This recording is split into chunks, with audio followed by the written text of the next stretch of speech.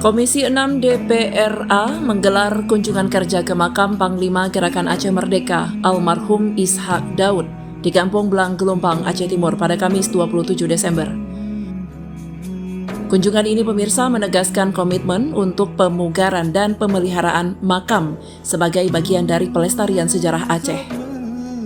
Dipimpin oleh Ketua Komisi 6 DPRA, Nazaruddin atau Tengku Agam, rombongan anggota Dewan bersama sejumlah pejabat Dinas Pendidikan dan Kebudayaan Aceh Timur meninjau langsung kondisi makam almarhum Ishak Daud dan istrinya. Tengku Agam menyampaikan komitmennya untuk memperjuangkan pemugaran makam ini agar menjadi edukasi nilai perjuangan bangsa Aceh.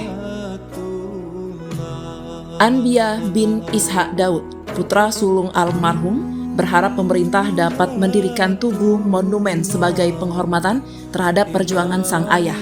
Menurutnya, monumen ini akan menjadi warisan sejarah penting bagi generasi muda Aceh. Kegiatan ini diakhiri dengan doa dan tahlilan yang dipimpin oleh Teku Zulfadli atau Walid Landing.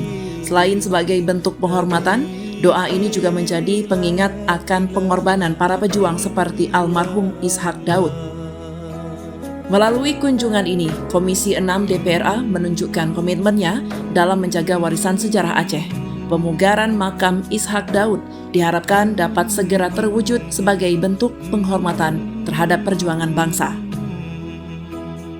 Tim Liputan Kanal Inspirasi TV melaporkan. Nyawang badan bak zat